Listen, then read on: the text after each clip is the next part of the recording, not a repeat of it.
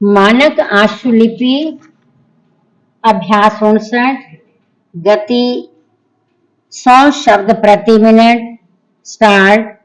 अध्यक्ष जी, विकास को गति देने के उद्देश्य से उदार अर्थनीति की घोषणा के परिणाम स्वरूप अगला वित्तीय वर्ष प्रगति की दृष्टि से बहुत ही अच्छा वर्ष होने जा रहा है।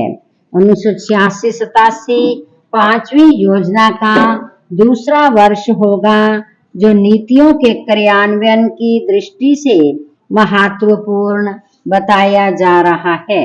विशेषज्ञों तथा उद्योगों की राय है कि नई नीतियों का लाभ अगले वर्ष पूंजी निवेश के विस्तार तथा उत्पादन और निर्यात में वृद्धि के रूप में परिलक्षित होना चाहिए। वर्तमान स्थिति में नए करों के जरिए साधनों से वृद्धि की संभावना कम है, किंतु किस मंत्रालय को आशा है कि बचत तथा करों की वसूली से केंद्रीय राजस्व में वृद्धि होगी।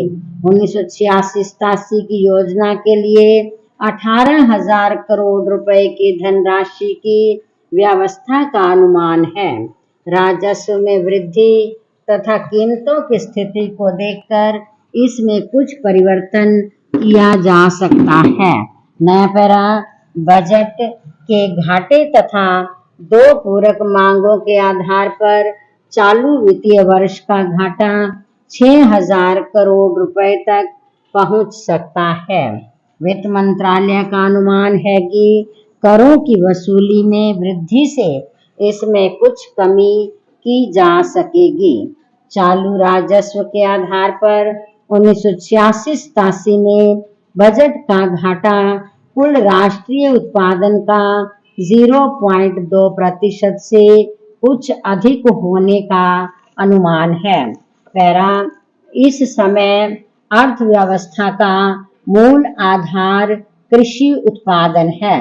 यदि 1986-87 में औद्योगिक उत्पादन और निर्यात में वृद्धि नहीं हुई तो आर्थिक समस्याएं काफी जटिल बन सकती हैं। चालू वित्तीय वर्ष में विदेश व्यापार का घाटा 600 करोड़ रुपए से अधिक होने जा रहा है। कंपनियों को करों में राहत तथा प्रोत्साहन उत्पादन और निर्यात में तेजी से वृद्धि के लिए दिए गए हैं। विशेषज्ञों का अनुमान है कि नई नीतियों का फल जिसमें समय लग सकता है। दूसरी ओर उत्पादन और निर्यात में अपेक्षित वृद्धि नहीं हुई तो विकास के लिए वित्तीय साधनों में वृद्धि करना बहुत कठिन हो जाएगा। यह खुशी की बात है कि वित्त मंत्रालय इस समय काफी हद तक अनुमानों के आधार पर बजट की तैयारी में लगा हुआ है। वर्तमान अनुमानों के अनुसार 1985-86 में 5 वर्ष की दर से आर्थिक प्रगति का लक्ष्य पूरा होना कठिन दिख रहा है। यदि निजी क्षेत्र में पूंजी निवेश क्षमता का उपयोग तथा उत्पादन में वृद्धि हुई तो 1986-87 में 5% का लक्ष्य पूरा करने में मदद मिलेगी। पैरा इस समय ऊर्जा की सप्लाई तथा परिवहन की स्थिति में सुधार से औद्योगिक उत्पादन को बढ़ावा मिला है, तो भी परिवहन तथा अनेक इंजीनियरिंग उद्योग मांग में कमी के शिकार हैं।